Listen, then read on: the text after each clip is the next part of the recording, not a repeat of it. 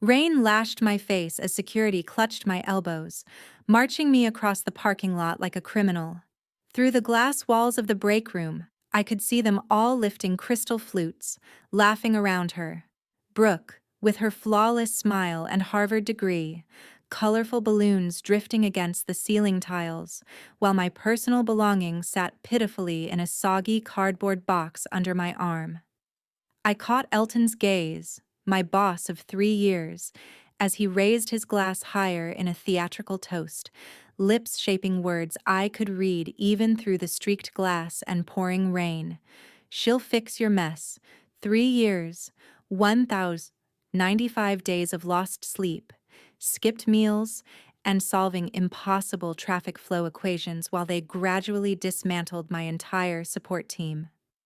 3 years of crafting something revolutionary that would change urban mobility forever. We're pursuing alternative methodologies, Elton had declared 30 minutes earlier, sliding an empty box across his glass desk. Someone with, shall we say, more conventional approaches. I didn't beg, didn't shout, just nodded mechanically while something essential inside me folded like aluminum foil. 3 years of my life, my brilliance, my actual blood and sweat, discarded with corporate niceties and passive voice constructions. Dennis, the security guard who used to greet me every morning with a smile, now avoided my eyes as he watched me toss my soaked box into the passenger seat of my 10-year-old hatchback. Protocol, he muttered almost apologetically. I sat in my car, watching the celebration through the rain-streaked windows. They'd been grooming Brooke for months, the rising star with impressive credentials who questioned my methods at every meeting. Wouldn't a traditional framework be more sustainable? She'd ask, never having faced the real-world chaos of an actual traffic grid under stress. I turned the key, and my car coughed to life. Conventional approaches, traditional frameworks. These were code for we don't understand your genius, so we're replacing you with something more familiar. The highway stretched ahead as my windshield wipers battled the downpour. I'd poured everything into that traffic system, my creativity, my intuition, my very essence, and now someone else would claim it. Wait, before I continue this story, I need to check something with you. If this tale of corporate betrayal is gripping you so far, show some support by hitting that like button right now. Leave a comment if you've ever felt undervalued at work, and make sure you're subscribed to catch the rest of this wild ride. Trust me, you haven't seen anything yet. My name is Zephyr, and until 40 minutes ago, I was the lead engineer for one of the most ambitious urban traffic optimization systems ever built. Not the kind you notice on your morning commute. This was the invisible architecture that ensured emergency vehicles always found clear paths, that rush hour flowed instead of stalled, that a city of 2 million moved like a living organism rather than a jammed mess. I didn't look the part of a brilliant engineer. At 32, with untamed auburn hair, rarely styled, and a preference for comfort over corporate fashion, I was easy to underestimate. My colleagues quickly learned that my mind operated differently, seeing patterns where others saw chaos, sensing the rhythm of traffic flow like others might hear music. The apartment was dark when I arrived. No pets, no plants, no waiting partner. Just the hollow echo of wet shoes on hardwood floors. I had given everything to that job, to that system, to solving problems no one else could tackle. My social life had withered like neglected houseplants. My dating apps gathered digital dust. My family had stopped expecting me at gatherings. It was never meant to end like this. 6 months earlier, everything had been different. My project, my intricate, elegant, groundbreaking creation, had earned glowing early reviews. City officials had been stunned by the initial simulations showing 30% reductions in emergency response times. This could save lives, the mayor had said, her eyes shining with genuine amazement. How did you do it? I could never fully explain. The system functioned because I'd spent 3 years deciphering invisible patterns, compensating for weather shifts, crowd psychology, historical data quirks. I had coded my intuition straight into the framework, making thousands of micro adjustments every day that no manual could ever describe. Then Elton hired Brooke. Just to ease your workload, he'd assured me with that thin smile that never touched his eyes. The board wants additional perspectives. Brooke with her immaculate blazers and flawless slide decks. Brooke who had theories for everything but had built nothing. Brooke who slowly appeared in meetings I wasn't invited to. Who somehow gained access to my early-stage designs. Who smiled kindly as I worked late. "You should take better care of yourself," she'd say, while quietly cataloging my methods, my insights, my breakthroughs. The first night after they fired me, my phone stayed silent. The second day, too.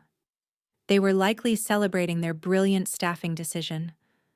The heart of their operation, my creation, was now in Brooke's polished hands. I sat on my balcony that second night, watching the city lights shimmer through the clearing rain. 3 years of my life, erased with corporate platitudes and a cheap champagne toast to my replacement. I'd been naive to think my brilliance would shield me, that building something irreplaceable would make me irreplaceable. Sleep refused to come. I wandered through my apartment like a ghost, touching unread books, opening cupboards full of quick meals and protein bars. Who was I without my work? What remained of Zephyr when the project that consumed her was stolen away? Dawn arrived on the third day as I brewed bitter coffee, and then it started. My phone lit up, buzzing. Brooke's name flashed on the screen. I let it ring out. 3 minutes later, another call, then another. By noon, I'd counted 7 missed calls, each one spaced closer than the last. By evening, the total reached 12. No voicemails, no messages, just frantic, relentless calling. At midnight, sitting cross-legged on my bedroom floor surrounded by old notebooks, the physical relics of my thought process, the 19th call came. I watched my phone tremble against the hardwood, imagining Brooke's rising panic as tomorrow's implementation deadline loomed. The system would start, then slowly unravel as real-world complexity crushed her conventional logic. For the first time in days, a smile stretched across my face. Because what they never understood, what they could never truly grasp, was that my traffic system wasn't just lines of code. It was me, my way of perceiving the world, my mental patterns converted into digital form. The system worked because I worked. Because I had poured my unique perspective into every line, every function, every decision path. My notebooks held formulas and sketches. Yes, but not the invisible connections only I could detect. That night, I finally slept deeply, my phone silent beside me. Morning arrived with 27 missed calls. I made coffee and watched sunlight spill gold across my sparse living room. Sunrise washed my sparse living room in gold. For the first time in years, I had nowhere to be. No deadlines crushing my ribs. No midnight coding marathons powered by energy drinks and sheer desperation. Just an emptiness stretching ahead like a landscape I didn't recognize. My phone buzzed again. Not Brooke this time, but Iris, the only junior engineer who'd survived the team optimization 6 months earlier. I hesitated, then answered. Zephyr. Her voice was hushed, tight with urgency. It's falling apart. The entire North Quadrant grid froze yesterday. Ambulances couldn't get through. They had to send helicopters for 3 separate emergencies. I stayed silent, listening to her rapid, uneven breaths. Brooke keeps trying to recalibrate using standard parameters, but it's making everything worse. Elton's losing it. The mayor called twice yesterday. That sounds challenging, I replied, my voice steady. Challenging? It's a catastrophe. The board called an emergency meeting. The city's threatening to terminate the contract. Iris paused. They need you. No. I corrected softly. They fired me. They escorted me out while celebrating my replacement. They don't need me. They're dealing with consequences. Zephyr, please. Real people are suffering. That hit me like a punch. Not Elton with his smug arrogance. Not Brooke with her stolen praise. Real people. Ordinary citizens trying to live their lives. I closed my eyes. I have to go, Iris. Wait. I ended the call, set the phone down, and walked to the window. The city spread below me. My city, with its unique pulse and flow, its complex matrix of human movement I'd spent years decoding. People were suffering because of corporate arrogance. The doorbell rang an hour later. I already knew who it was. Elton stood there, his usually polished appearance in ruins, silver hair sticking up, tie loosened, dark circles carved beneath his eyes. "Zeph," he said, attempting an ingratiating smile that clashed with his desperate expression. "May I come in?" I didn't move from the doorway. "Why?" "We need to talk professionally. I don't work for you anymore. Remember the security escort? The champagne toast for my replacement?" He winced. "That was unfortunate timing." "Was it? Or was it exactly what you planned? To humiliate me on the way out?" "Look, we're dealing with technical issues in the rollout. Brooke is brilliant, but she's encountering unexpected variables in your framework." I leaned against the doorframe. "My mess, you mean? Isn't that what you called it when you lifted your glass?" His composure faltered. "I never said—" I read lips. "Elton. A skill I perfected in all those meetings where you talked over me." He straightened, shifting tactics. "The city is facing severe disruption. Emergency services are compromised. This is larger than personal disagreements." "True," I nodded. "A perfect chance for Brooke to showcase those conventional approaches you were so thrilled about." "Zeph, please. We're willing to offer you a consulting contract. Triple your former salary. Just help us stabilize the system." I studied the man who dismissed 3 years of my life as a mess, who watched me be escorted out like a criminal, who toasted my replacement before my chair had cooled. "No.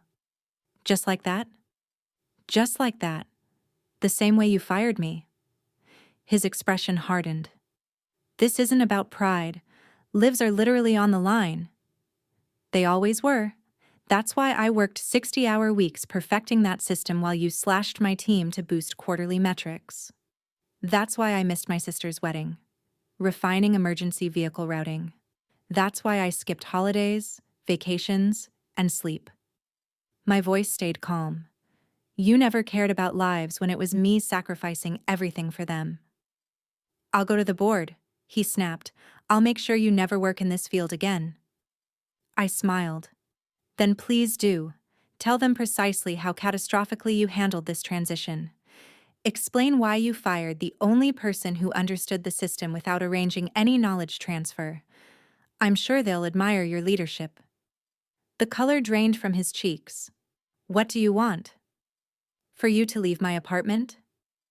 After Elton left, I powered off my phone and stepped into a long, steaming shower. Water slid over me as I absorbed what Iris had said. Real people suffering. That truth hung over me like a weight. Whatever Elton and Brooke deserved, the city didn't. I spent that afternoon wandering downtown, witnessing what had become of my system. Traffic lights shifted in illogical sequences. Cars clumped together at intersections. Horns blared nonstop in a chorus of irritation. On one corner, I watched an elderly woman wait 7 entire minutes for a pedestrian signal that never triggered. News vans clustered near City Hall. A reporter stood before a camera, gesturing wildly. Day 5 of what officials now call the grid crisis, with no solution in sight. By evening, my choice was made. Not for Elton, not for the company, for the city. I called Iris. "I need details. What exactly is happening? Her relief was unmistakable. Brooke tried installing her standardized algorithm suite. Everything worked in simulation but collapsed in real conditions. She can't figure out why your code functions in some areas but not others. Why certain intersections adapt while others freeze. Because she's searching for consistent rules where none exist. I explained that the system wasn't built on textbook concepts. It was adaptive, organic. I tried telling her that, Iris said. She keeps insisting your documentation is inadequate. I let out a dry laugh. My documentation is precise. She just doesn't grasp what she's reading. Will you help? Even just guidance? I hesitated. I'll think about it. The next morning, I received a text from an unknown number, an address, a time, and 5 words. Please, for the city. Mayor Vivian. I recognized the address. A small cafe far from corporate headquarters. Neutral territory? Clever. Mayor Vivian looked drained when I arrived, the burden of a city in paralysis carved into new lines around her eyes. She rose as I reached her corner table. Thank you for coming, she said, offering her hand. I haven't agreed to anything, I reminded her as I sat. I know. She gestured for coffee. But the fact that you're here means you care about this city the same way you cared when you built a system that could have transformed urban mobility forever. Could have. Your former employer is debating shutting it down entirely, going back to the old system. A strange ache hit me at the idea of my creation being discarded. That would be unfortunate. It would be devastating, she corrected. Emergency response times have jumped 40%. We've had 2 traffic deaths that might have been avoided with quicker ambulance arrival. Schools can't keep buses on schedule. People can't reach their jobs. The server placed our coffee on the table. I curled my fingers around the warm cup, buying a moment. I know you were treated unfairly, the mayor said, her voice soft but steady. I saw your commitment during development. I witnessed the brilliance behind what you built, and I was stunned when I learned you'd been cut from the project. Did they say I was removed? Or that I walked away? She held my gaze. They said you'd moved on to new opportunities. I recognized it as corporate code for something else. They fired me without warning, replaced me with someone who doubted my methods without truly grasping them. They celebrated as security escorted me out. She flinched. I'm sorry. Truly. But right now, 2 million people are suffering because the system you designed, the system that once ran flawlessly, is falling apart without you. It's failing because they assumed anyone could step in without understanding the core architecture. Because they valued credentials over demonstrated success. Because I know, she cut in, and they were disastrously mistaken, but punishing them means punishing everyone else too. I stared into my coffee, torn. The mayor leaned forward, her hand stopping just shy of mine. Help us restore it. Not for them, for the city. I can bring you on directly as a municipal consultant. We can bypass the company completely. They own the system. They licensed it to us. And at this moment, they're breaching the contract by delivering non-functional infrastructure. We have legal leverage. For the first time in days, I felt something spark beyond anger. Possibility. I'd need certain guarantees, I said carefully. Full creative authority. My name on everything. The patents, the research, all of it. And I select my own team. Mayor Vivian's brows lifted slightly. You've thought this through. I'm always thinking. It's my greatest asset and the reason I hardly sleep. She nodded. I'll make it happen. As I walked home from the meeting, my phone lit with a message from Iris. Emergency board meeting tomorrow. Elton says system needs total rebuild. Brooke claiming sabotage in your code. Help. I let out a quiet laugh. Sabotage, naturally, because there was no way Brooke, with her elite degrees and traditional mindset, might simply fail to grasp what I'd engineered. It had to be intentional, malicious even, instead of her own limitations. That night, as I sorted my notes and prepared for what was ahead, I received one last call from Brooke herself. I picked up on the final ring. Zephyr. Her voice was tight, strained. "We need to talk." "We're talking now," I answered. "I know what you did." The accusation in her voice was unmistakable. "And what exactly did I do, Brooke? You know perfectly well. The missing protocols, the unlisted overrides, the deceptively named variables. You built this to make me fail." I laughed, genuinely entertained. "Is that truly what you believe? That I somehow predicted being fired and purposely crafted a system no one else could operate? Then explain why nothing functions the way it should. Maybe it functions exactly as it's meant to. Maybe you simply don't grasp how it's supposed to work." The silence stretched between us. At last, she spoke, her voice smaller. "I need your help. I need your help." 3 short words that must have cost Brooke's pride a great deal. I relished the moment, picturing her standing amid the ruins of what she'd so confidently assumed she could manage. "Interesting," I said, keeping my tone even. "A week ago, you were telling the board that my methodology was unnecessarily complex." "I was wrong," she admitted, the words strained and clipped. "The system is. It's beyond standard comprehension." "No, it's beyond your comprehension. There's a distinction." Her breathing shifted, a sharp inhale that signaled she was fighting to stay composed. "People are suffering, Zephyr. Whatever you think of me, they don't deserve this." The same argument the mayor had used, the same moral pressure settling on my shoulders. "I'll meet with you," I said finally. "Not at the office. The public library, main branch, 3rd floor study room, tomorrow at 10. "Thank you," she exhaled. "I'll bring everything." "Don't bring anything," I cut in. "No laptops, no tablets. Just you and a pen." I ended the call and stood at my window, watching night fall over the struggling city. Streetlights flickered on in uneven patterns where my system should have been synchronizing them flawlessly with traffic flow. In the distance, sirens wailed. Another emergency crew battling through gridlock my system should have dissolved. Sleep escaped me that night, not from worry, but from ideas racing too quickly to contain. By sunrise, I'd filled an entire notebook with equations, sketches, and a blueprint that extended far beyond repairing what was damaged. The library was nearly deserted when I arrived. Brooke was already waiting, sitting stiffly in the study room, hair pulled tightly back, dark circles haunting her eyes. For a moment, I almost felt pity. Almost. "Thank you for coming," she said, rising as I stepped in. I set my notebook on the table.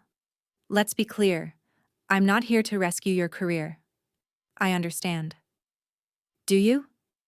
You took my position." You smiled, while security walked me out. "You told everyone you could correct my mistakes." She looked away, ashamed. "It wasn't.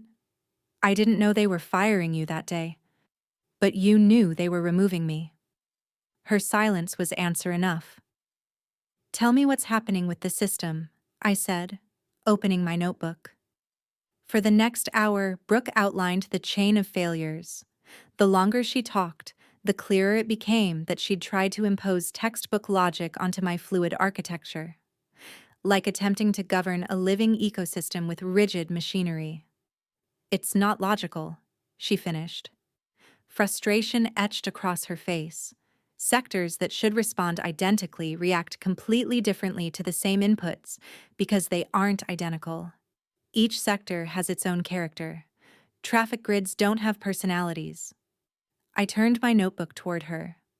"You're approaching the system as if it runs on static algorithms when it actually responds to thousands of subtle variables you aren't even tracking." She studied my diagrams. "This isn't in any documentation because it can't be captured with traditional methods. It's not about rules. It's about the relationships between factors most engineers dismiss as insignificant. Confusion furrowed her brow. Like what? Like the North Quadrant behaving differently on baseball game days, even after factoring in stadium traffic, because driver psychology shifts. Or how the downtown grid requires different timing when it rains because pedestrians move differently depending on awning locations. That's impossible to codify. Not impossible, just beyond conventional thinking. I closed my notebook. That's why you're failing. Her expression stiffened. So, you'll help? I haven't decided. What would it take? Name your terms. I studied her. This woman who had so confidently stepped into my role, who had dismissed years of my work with casual certainty she could do better. I don't want money, I said finally. I want truth. What does that mean? It means that before I assist anyone, I want the board to fully understand what happened, how my system truly works, why it failed under your management. The complete unvarnished truth, I emphasized. You want me to admit failure? I want accountability from everyone involved. Brooke stared at her hands. Elton will never agree. He's telling the board, your system was fundamentally flawed from the start.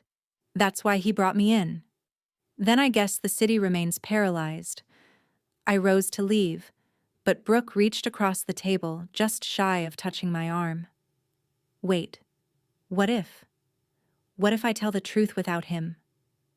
At tomorrow's emergency board meeting, I paused. Why would you do that? Because you're right. Because I was wrong. Because this isn't about careers anymore. It's about responsibility. I didn't fully trust her sudden moral clarity, but I nodded. Tomorrow's meeting. I'll be watching closely. As I left the library, my phone rang.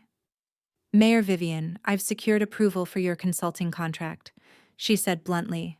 Direct with the city, bypassing the company entirely. You can start immediately. Something else is happening first, I replied. A board meeting. I need to witness the results. A board meeting I need to witness. We don't have time for corporate politics, Zephyr. The situation was worsening by the hour. 24 hours wouldn't change the structural problems, but it could determine everything that happened once they were fixed. As a pause, you have a plan. I always have a plan. Some are simply less conventional than others. That evening, Iris called again. Brooke had been locked in closed-door meetings all afternoon. Something is happening. Good, I replied. Is it?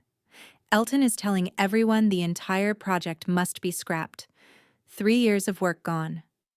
My work, I reminded her, and it's not going anywhere. The next morning, I dressed carefully in the only professional outfit I owned, a charcoal gray suit I'd worn to my grandmother's funeral 3 years prior. I pulled my unruly hair into a tidy bun, applied minimal makeup, and slid on the pearl earrings my mother had given me for graduation. Today wasn't about corporate aesthetics. It was about power. The board meeting was scheduled for 10 a.m. At 9:30, I strode into company headquarters as if I still belonged there. The security guard, someone other than Dennis, looked up in surprise but said nothing as I headed to the elevator. The executive floor was hushed, tense. Through the glass walls, I could see board members assembling in the main conference room. Elton stood at the head of the table, gesturing with practiced emphasis. Brooke sat to his right, her hands folded tightly. I didn't enter. Instead, I settled into a chair in the adjacent waiting area, directly in Brooke's line of sight. When she eventually looked up, our eyes met. Something passed between us. Perhaps understanding, perhaps a challenge. The board chairman called the meeting to order. I couldn't hear the words, but I could read the room. Elton's rehearsed confidence, the board members' concern, Brooke's rigid posture. 10 minutes in, Elton projected graphs highlighting system failures. 15 minutes in, he openly blamed my experimental, undocumented methodology for the collapse. 20 minutes in, Brooke stood. I leaned forward, watching her lips as she began to speak. The board members' expressions shifted from concern to surprise to something approaching shock. Elton tried to interrupt, but the chairman silenced him. Brooke continued, occasionally glancing toward where I sat. Whatever she was saying, it wasn't the narrative Elton had scripted. At precisely 10:37 a.m., the boardroom door opened. A security guard approached.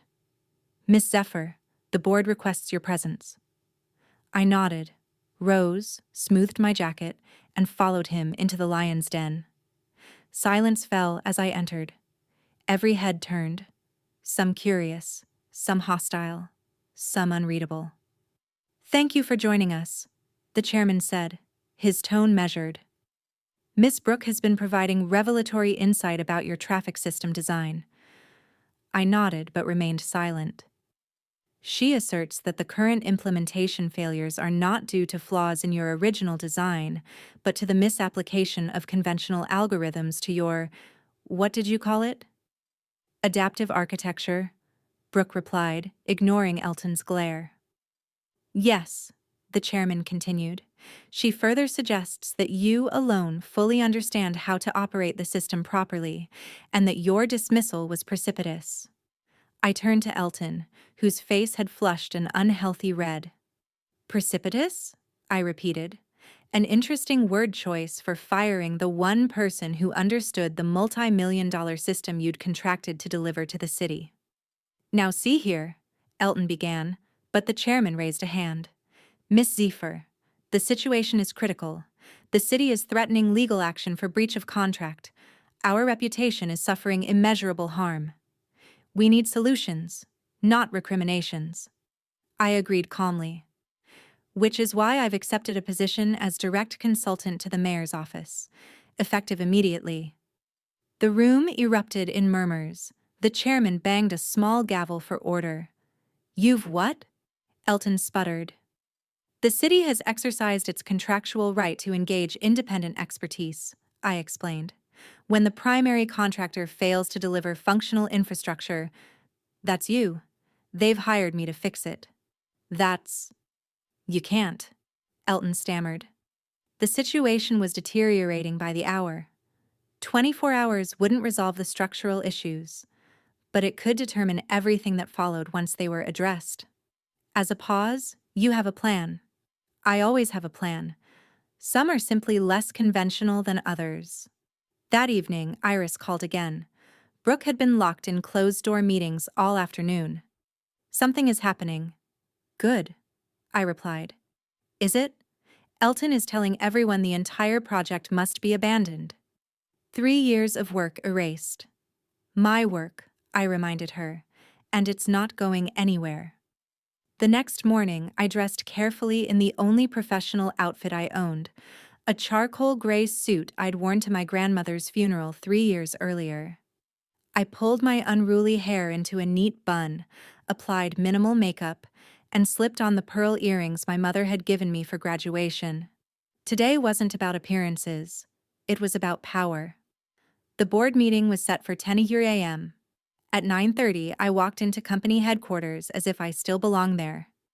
The security guard, someone other than Dennis, looked up in surprise but said nothing as I headed to the elevator.